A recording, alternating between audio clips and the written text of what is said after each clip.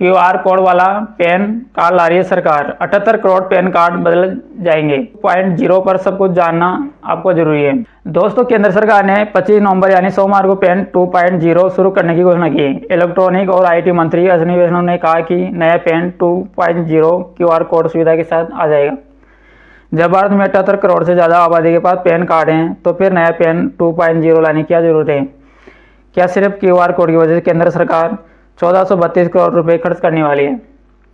Pan 2.0 से भारत की जनता पर क्या असर पड़ेगा और नए कार्ड नहीं बनवाने से क्या मुसीबतें आएगी? इसी टॉपिक पर आज का ये वीडियो है।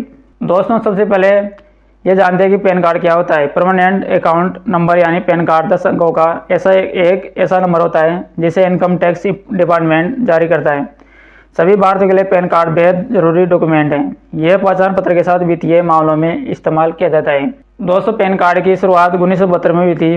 परमानेंट अकाउंट नंबर यानी पैन कार्ड 10 अंकों का एक ऐसा नंबर होता है जिसे इनकम टैक्स डिपार्टमेंट की ओर से जारी किया जाता है। सभी भारतीयों के लिए पैन कार्ड बेहद जरूरी डॉक्यूमेंट है। यह न सिर्फ पहचान पत्र के तौर पर इस्तेमाल होते हैं, बल्कि इनका उपयोग वित्तीय मामलों में भी होता है।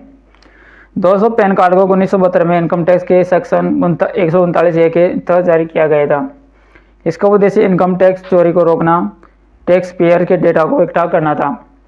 शुरुआत में इसे टैक्स पेयर इनकम टैक्स विभाग से जुड़े लोगों के लिए जारी किया गया था। 1990 के दशक में पैन कार्ड को सभी व्यक्तियों और कंपनियों के लिए अनिवार्य किया गया। दोस्तों, पैन कार्ड से इनकम टैक्स दाखिल करना आसान हो जाता है। बैंक खाता खोलने वित्तीय लेन देन के लिए जरूरी है। किसी भी बैंक या फाइनेंस कंपनी से लोन ले सकते हैं। विदेश यात्रा के दौरान पैन कार्ड की जरूरत होती है। आधिकारिक पहचान के रूप में इस्तेमाल किया जा सकता है।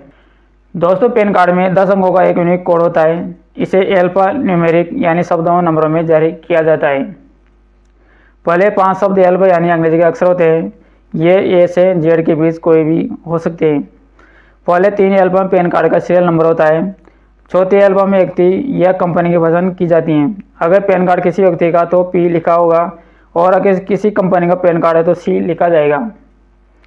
5वें यानी आखिरी अल्फा में सरनेम का पहला अक्षर इस्तेमाल किया जाता है। दोस्तों, इसके बाद में अगले 4 न्यूमेरिक कैरेक्टर नंबर होते हैं। ये इनकम टैक्स विभाग की सीरीज को दिखाते हैं। दोस्तों, 10वां यानी पैन नंबर का आखिरी अंक अल्फाबेट होता है। ये एक चेक डिजिट होता है। पैन 2.0 क्या है और इसे क्यों लॉन्च किया गया? भारतीय आयकर विभाग ने पैन कार्ड का 2.0 वर्जन लॉन्च किया गया। ये पैन 1.0 का अपडेटेड वर्जन है। अभी तक 1972 में शुरू किए गए पैन कार्ड का इस्तेमाल हो रहा था, लेकिन अब पैन 2.0 का इस्तेमाल अनिवार्य कर दिया जाएगा। पैन 1.0 में बदलाव करते हुए पैन 2.0 लॉन्च किया गया है। जैसे दोस्तों, केंद्रीय मंत्री अश्विनी वैष्णव ने बताया, पुराने पैन कार्ड में सुरक्षा की खामियां थी, जिससे धोखाधड़ी के मामले बढ़ रहे थे। किसी युवती के पैन कार्ड से उसकी आइडेंटिटी थेफ्ट यानी पहचान की चोरी भी बढ़ने लगी थी। मौजूदा वक्त में पैन कार्ड को ऑपरेट करने वाले सॉफ्टवेयर 15 से 20 साल पुराने थे। इन सॉफ्टवेयर की वजह से कई बार परेशानी आ रही थी। इसलिए नए पैन कार्ड में सिस्टम को डिजिटल तौर पर किया जाएगा। नए सिस्टम की मदद से पैन कार्ड यूनिवर्सल आईडी की तरह काम करेगा। दोस्तों, क्या पैन 2.0 के लिए नया आवेदन करना होगा? क्या ये मुफ्त रहेगा? दोस्तों, अजय केडिया के मुताबिक अगर आपके पास पहले से पैन कार्ड है तो आपको पैन 2.0 के लिए नया आवेदन करने की जरूरत नहीं है। आपको सिर्फ आधार कार्ड से पैन को लिंक करना होगा, क्योंकि इनकम टैक्स डिपार्टमेंट ने आधार लिंकिंग को अनिवार्य कर दिया है। पैन कार्ड लिंकिंग करने के लिए आपको इनकम टैक्स की website income tax India filing government in पर लॉगिन करना होगा। आप SMS के जरिए भी पैन कार्ड लिंक कर सकते हैं। इसके लिए आपके पास आधार कार्ड पैन से लिंक मोबाइल नंबर होना चाहिए।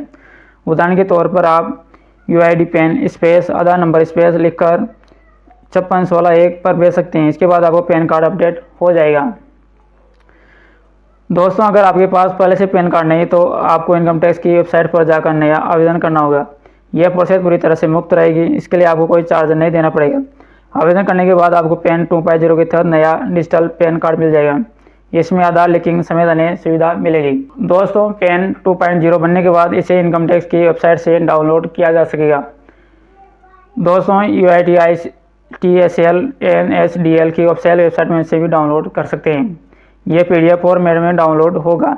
इसे फ़ोन या कंप्यूटर में सेव कर सकेंगे। ये कार्ड पूरी तरह से वैध होगा। किसी भी आधिकारिक प्रक्रिया में इसका इस्तेमाल किया जा सकेगा।